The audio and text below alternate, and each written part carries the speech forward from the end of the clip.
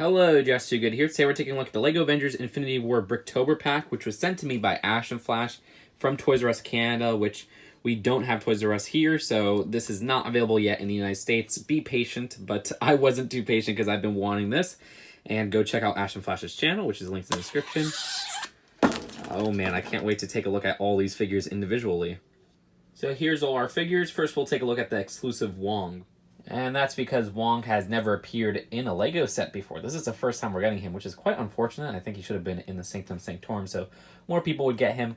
But if he was in a mainstream set like that, he wouldn't have such detailing like he has here, where there's dual molded legs, there's some side leg printing, which is phenomenal, and just printing all around the legs and torso in general. He also has this printed 2x2 book right here, it seems like, which is kind of interesting. Nice printed tile that is exclusive to the set. You have some printing on his other side legs right there, which is different from his right side.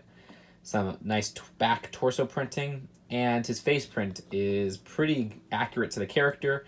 The one thing missing is like hair. He has very short hair in the movie, so I understand why they didn't go with hair, and I've since gotten used to it.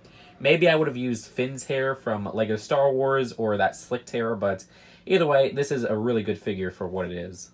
Next is the White Wolf Bucky Barnes, and this is not our first Winter Soldier figure. We did get one in Civil War, we did get one as a polybag, but this one, in my opinion, is much better than the Civil War one because his face print is exclusive and they're not reusing Star-Lord's face, and it does look a lot like the character, in my opinion.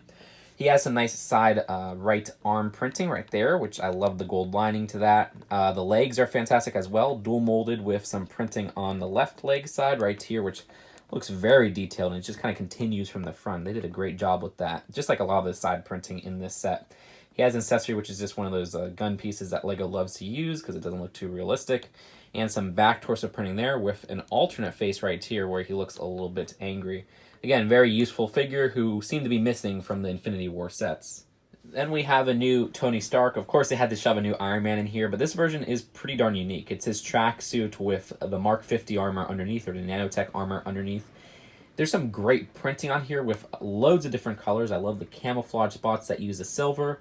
All of it seems to be printed on, what is it, like a dark gray? It looks almost like a gunmetal gray, in my opinion. But it's just very complex in its printing. They did a great job, even on the side arm printing right there, which has those camouflage spots as well. And this side arm printing right here.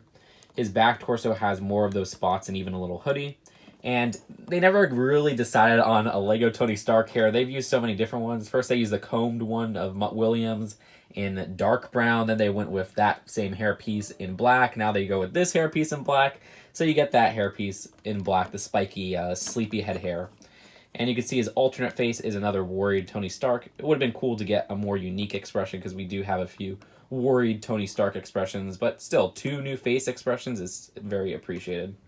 And finally, we have a new War Machine, which we did get a War Machine similar to this one in the 2016 Civil War Airport Battle set. But this one is so much more detailed because it isn't in a mainline set, so they could go with a lot of those more accurate printings that they use for like the LEGO minifigures line. And it's a different outfit altogether. You can see just the little minute details like 004 on the side arm right there. Or on this arm right here, there's a little star. The legs have some nice printing all the way down to the feet at the bottom. The face print underneath is also so much better than that Civil War one, which made my least accurate LEGO minifigures list, I believe. It looks more like the one they used for Iron Man 3 sets, but in my opinion, this one's even more accurate.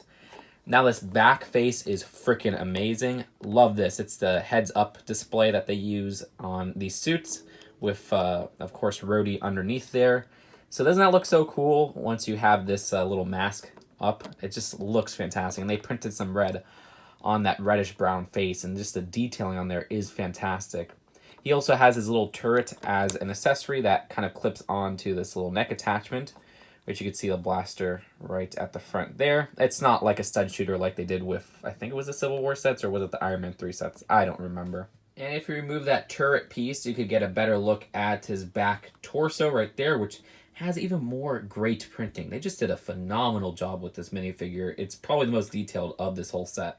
Heck, I was gushing over all the other printing, and I forgot the helmet has some great printing as well, where the edge of the base piece has like some printing that even skips a little part in the middle right there just for extra detailing. The top mask right here has printing that even has a little coloring for the red eyes. And you can see it's the same on this side as well. But either way, that's it for the figures of the set. Let's take a look at the final verdict.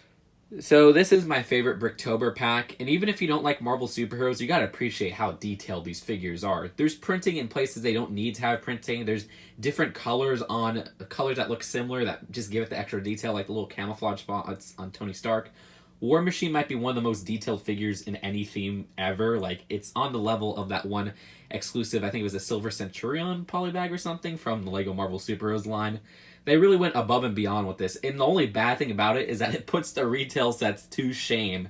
Because the retail sets have such low detail figures. They're missing leg printing. They don't use dual molded pieces. These have printing just all over the figures where it's needed, and even at places where it's not needed, but just makes it look better. It makes it look like custom minifigures. So I highly recommend this one, and I wish I could put like a number rating, or sorry, like a letter rating to this. I can't because I don't know where it's going to be sold in the United States, and that's kind of a shame because I know a lot of you guys want this, and for good reason. This set is freaking amazing. So be patient. I'm sure they will release it in the United States eventually. Stay tuned for that. I'll try to report on it if they do, and I'll see you guys later. Peace out. Bye.